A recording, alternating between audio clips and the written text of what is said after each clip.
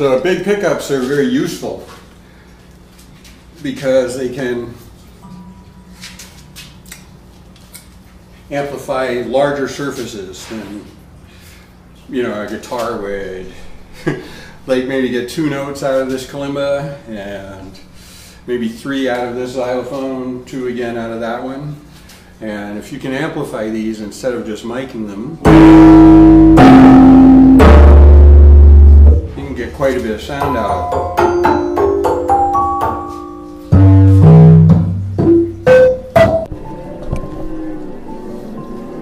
So the first thing you need when you make a pickup is a bobbin, and that's what this is. This is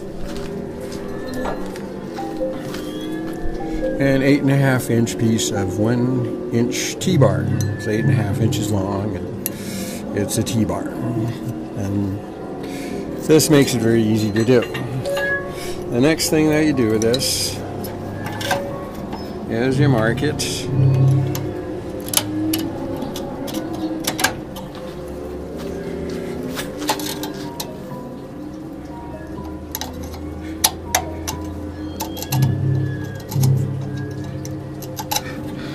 And take a 1/4 inch off of each end of the stem.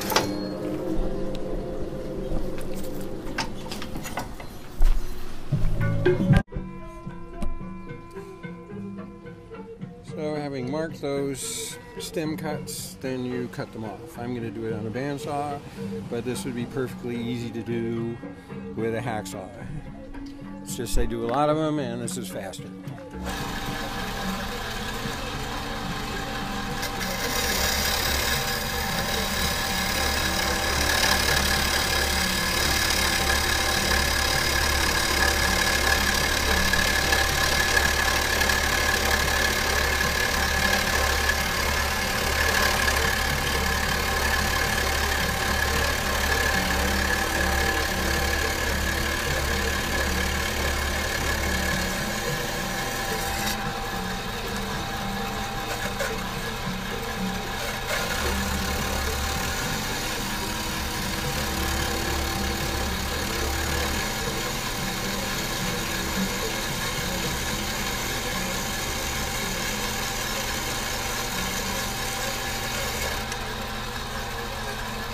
And so you just do the same thing at the other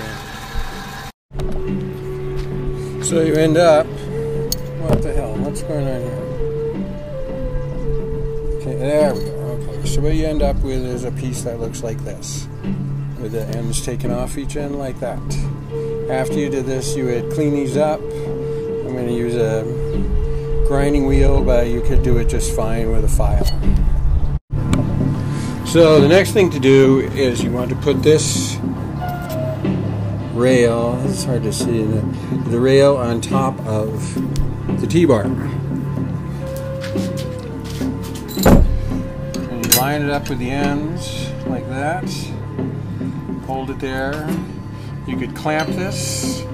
I use this thing, which you call an old man or a dead man, and it just holds it down there and weighs it down. So the next thing is to weld it on there. Contrary to popular belief, welding isn't very difficult. All you have to do is put a few little spots there and there.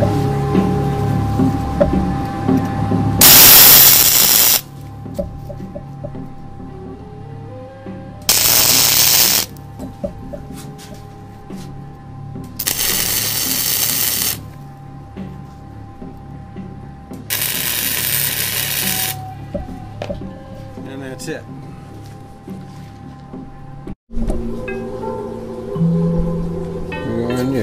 Okay, the next thing you'll need is a piece of flat stock. This is 1/8, and it's 8.5, the same length as this piece here. And it has 3 holes in it. Where am I? There, one a bit in from each end, and one in the dead center of it. So what you do with this is how you make the the pickup mountable. For that you use I'm using 1/4 inch bolts. These are plain, not galvanized. Don't weld galvanized. If you have galvanized, you can take the zinc off of it with muriatic acid, but it's better just to use plain ones. Then what I do is I put on, this is a little bearing bushing, which is bronze, and I put one of these on each of the bolts.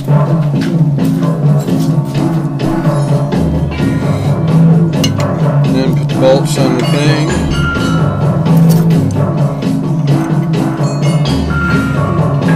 Put this piece on top of here like this, get it lined up nicely. Put the dead man there again. Keep it in place.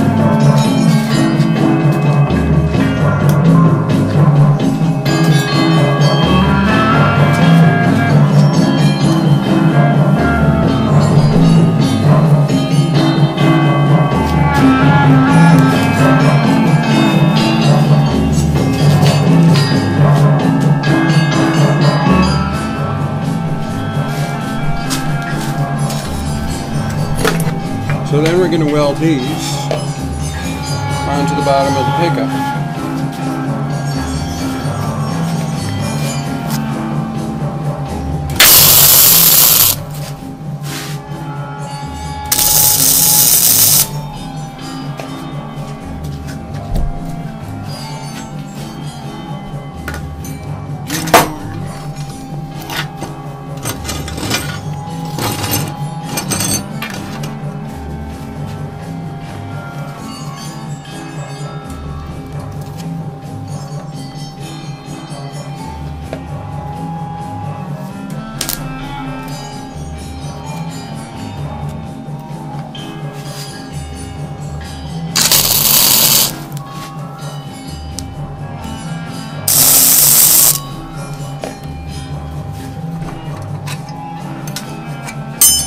So that wasn't as efficient as it might have been,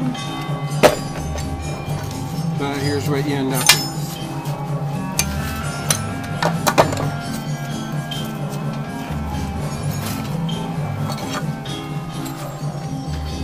You end up with a piece that's, you have your bobbin with your rail on it and 2 bolts on the bottom that you can mount it with.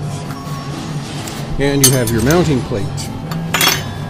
And that's all you have to do out here, other than then you would clean this all up, wire brush, sandpaper, whatever. Just get surfaces nice and smooth, because if there's some little thing where a wire can get caught on and snag, that isn't good. Okay, so here's what you have. This is cleaned up now. It looks like that. There's its 2 bolts for mounting. One thing I neglected to show before is that you want to have a little hole right there. I have 2 of them, and these will be for the wires to go through. And it's easier if you do those first, but I did them afterward. So there's what you got. So when the bobbins are built and clean and all the welding is done on them, the next thing to do is to coat them. You could spray paint them. I've done them with Plastidip, but there should be something on there that keeps little things from snagging wire and possibly creating a short. So this gives them a soft place to land, kind of. So I dip it in the wax and kind of even out the wax with the torch.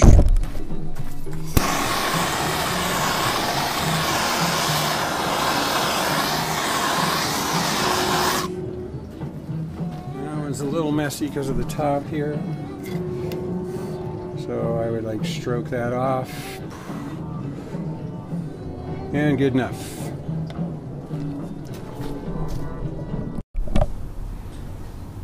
So now it's time to actually wind our bobbin, which has been waxed and cleaned and is all ready to go. We're going to put nuts on it.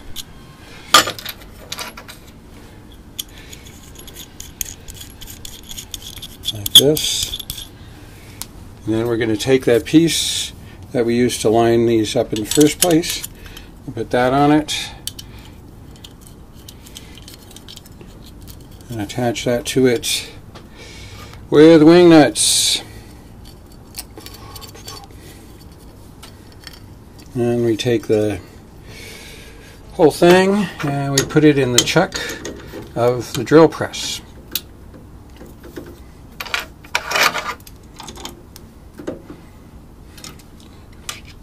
It's part one. Now, I use a drill press for this because inside here it gives the speed, how many RPMs it has, and by multiplying, by dividing 6,000, which is the number of winds I want, by that number I come up with that I wind it for 4 minutes and 19 seconds approximately. This isn't, it doesn't have to be super precise. Down here on the floor, this is magnet wire, 42 gauge, and magnet wire is insulated and it resists so that it makes the pickup work because it is the same thing that would wind a coil of a motor or something like that. And it comes up from the floor. It needs about that much room to kind of get off and get itself straight, and then it comes through here. This little arrangement is to slow it down. These adjust so that you can get more tension. So with this tensioner, these pieces here are felt, and there's a piece of felt glued to the bottom of this piece and to the top of this block, and the wire goes between those so that it passes through, you tension it down, and it doesn't scrape the insulation off. Don't let it touch any metal, don't let it touch anything that can cause enough friction to melt that. And felt works fine. So the next thing is to put a lead wire on here.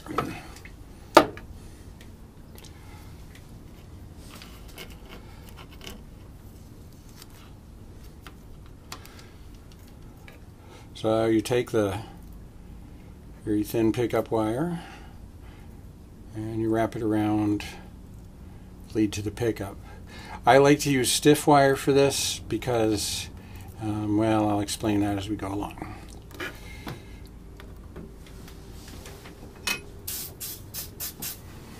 So you put those on and you solder these.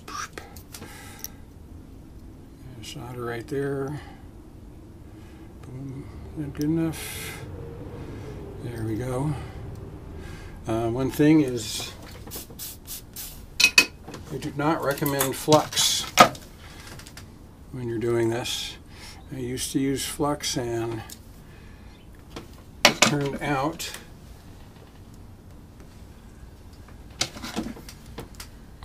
that the flux would kind of seep into the coil and ruin its insulation.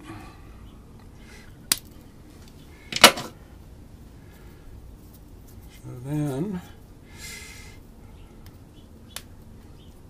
next thing to do is to tape that up. And anybody on earth would probably be better at this than me, or a large majority of people. So you can see my thumbs are kind of big, and I've worked construction all my life, and if I had delicate, like, violin playing hands, this would go better than it does. But it works, and that's all you can ask for. Okay, so that's done. That out of the way.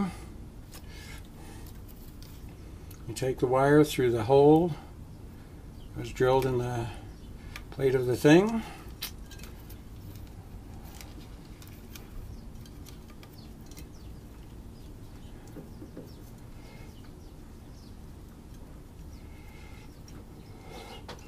Kind of like that. I like to get it to a place, somewhere near the middle of the bobbin. This is the point right here. That is where, when pickups break, they break. So that's crucial to protect that as much as possible. And that's why I use the stiff wire, because when you bend it around there, it's not as likely to pull.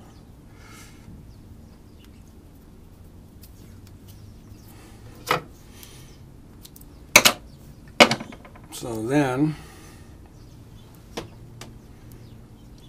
when I feel like this is in a nice position, I get the wire right to there, and I tape this right onto the bobbin like that.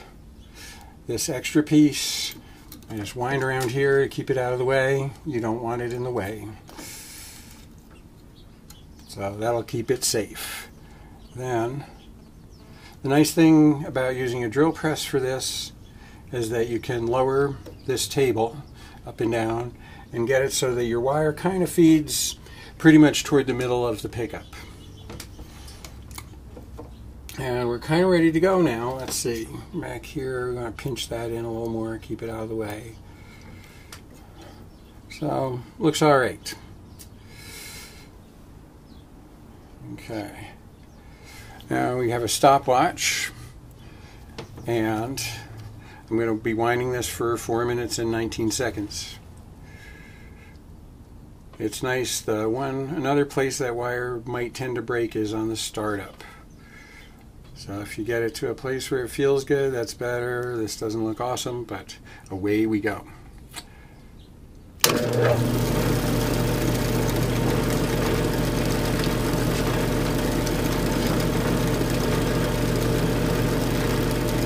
Yeah, I'm not going to bother to do this whole thing. You just wait for it, and you stop it when it gets to 4 minutes and 20 seconds or whatever.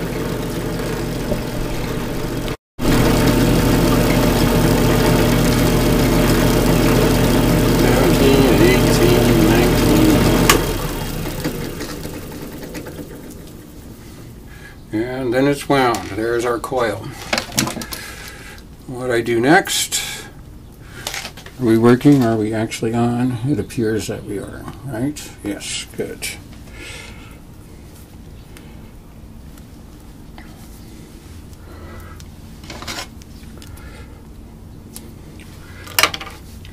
Next, you tape the wire to the deck so I don't lose it. And it's time to solder the other side. Now that wound for 4 minutes and about 20 seconds. Being it like a few seconds here or there doesn't really make that much of a difference. What's up with this wire? Where is it going? I can't tell. There it is. Okay. So there's a wire.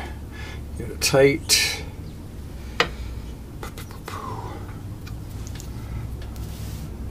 We'll cut it off around. We're going to back this up.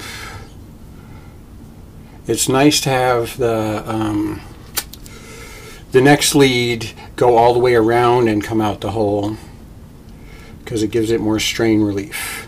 And this is where they break. Okay, are we going? Yes, we are. Okay.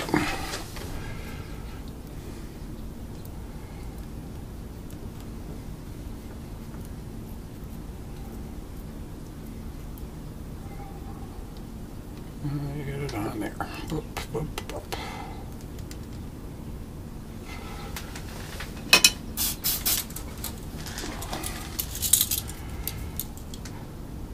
And solder this on there.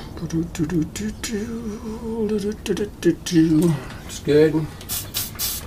One's done. So we're done with the soldering part. Trim this excess. piece of tape again.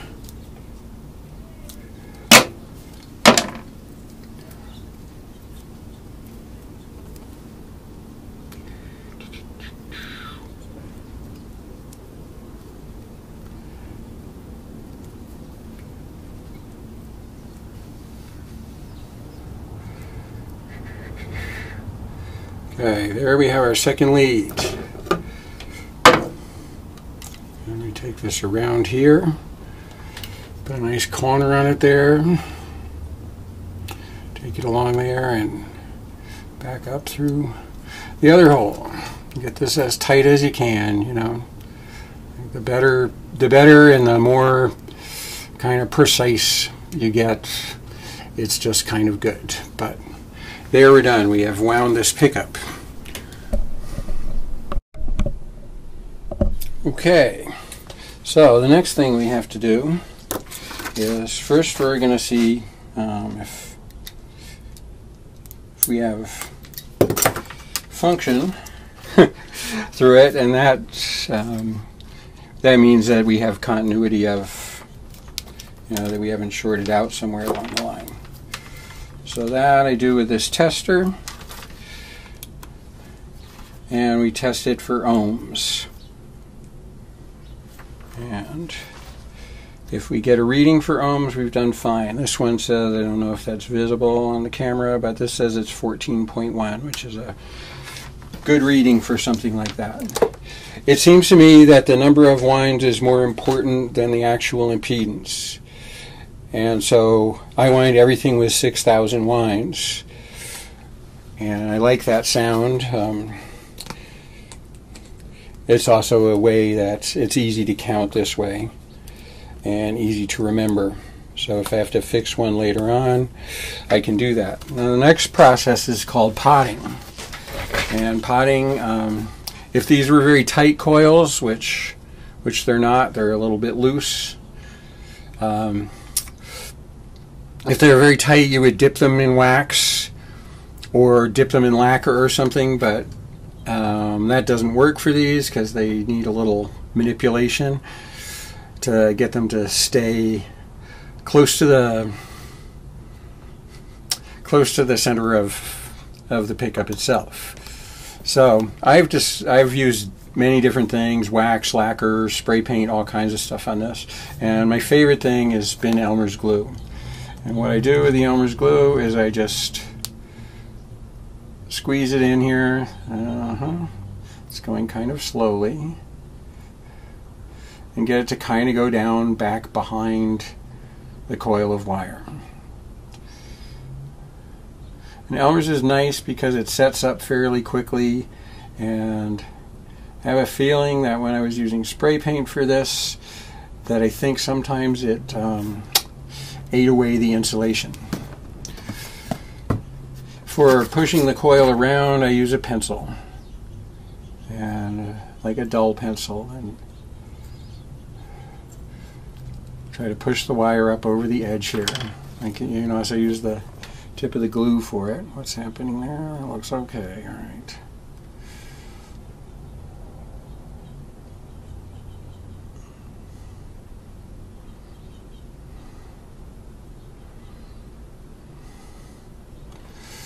And what you want to do is just get this glue to soak into the coil.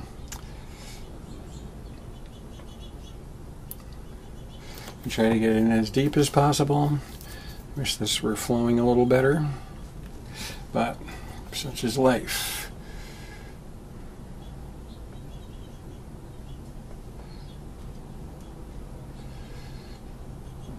And the other thing all this will do is just make everything rigid so there's no strays. There's a stray wire up here. You want to kind of push them in and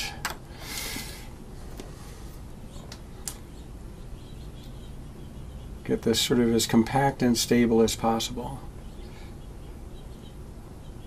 If they were just left loose like this, it would still work.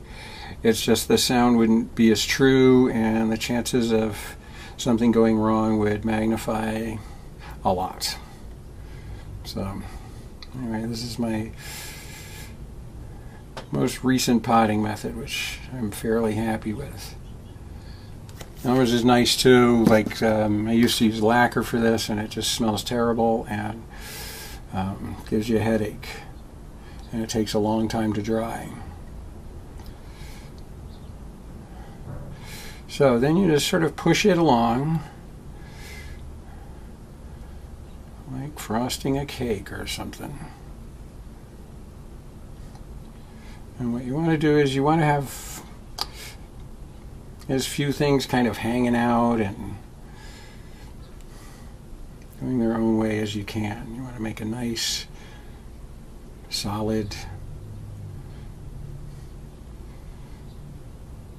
kind of mess out of all this. It's nice if you can get some glue on this lead so that this lead doesn't move around, because as I said before, that's where these are going to break if they break. Yeah, that one's not really staying there, so we just live with it.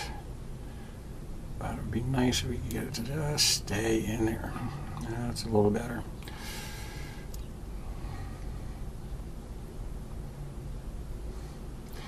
And you get a little time to work with this before it starts getting stiffer. And it depends on the relative humidity and temperature and all that kind of stuff. Okay. There, side one is done.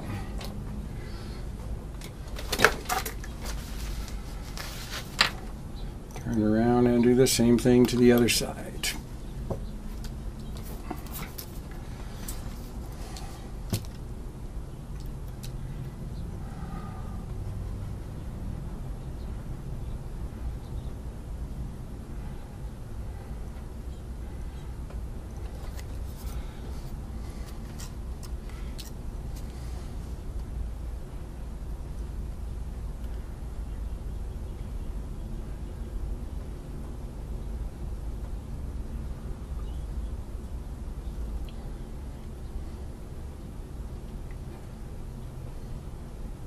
And you know, I don't think it really matters how much glue you do.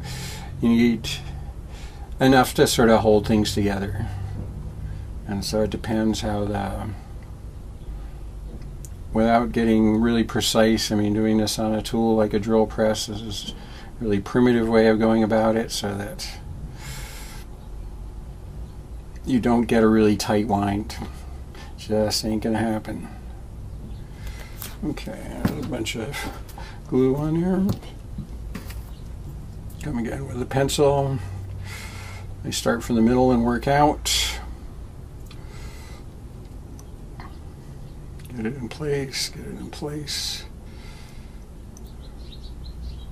And get it to go through. What you try to avoid, here's a case that's probably invisible. There's a little piece that hangs over the edge here. Shit. That looks like it's going to have to stay there. I think. Maybe not. Yeah. To be gentle with this wire because it's breakable.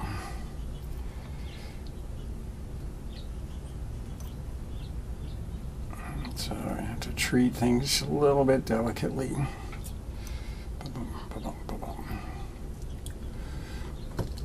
Also, okay, that side's done. That looks pretty good.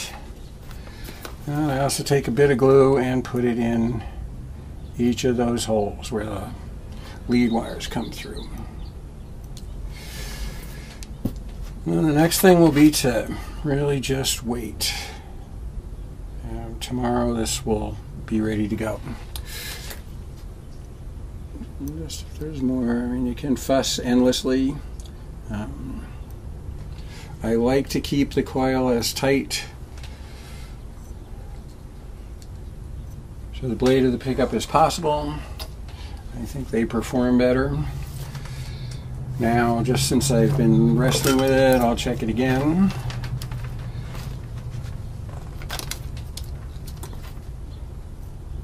And ba-boom. Now this time we have more resistance. I don't know why. It's 14.8, 14.7. But there we go, and that's what we do till the next time. So here the next day is our pickup. The glue has dried, and the next thing we're going to do is tape it up. There is our weak point of stress, which is probably pretty safe. We're going to get some tape on there and make it happier anyway. You just wrap this around a few times to protect the coil from misadventure.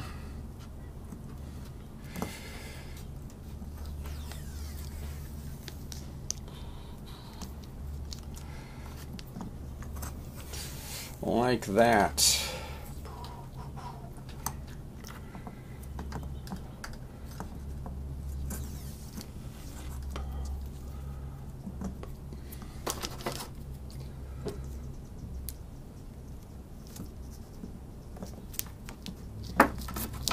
Voila. So here's our pickup, and we have placed upon it here and there. Visible? Yes. These are super magnets, and they'll generate a magnetic field through the bobbin, and the coil will receive that magnetic field, the distortions in that magnetic field. And our wires now, can we see this? Yeah, our wires now are jumped over to this cable here, and something metallic touches it, and we get sound, so this pickup works. So now you have a working pickup, which we have here, and we still have this plate, and this we can use as the template for how we want to mount it to the instrument. And if this were the instrument with the holes in the proper place, we would get adjustment from these here. And proximity is very important with these. Yeah, the closer they are, obviously, the better they pick up. So these give you the opportunity to adjust them.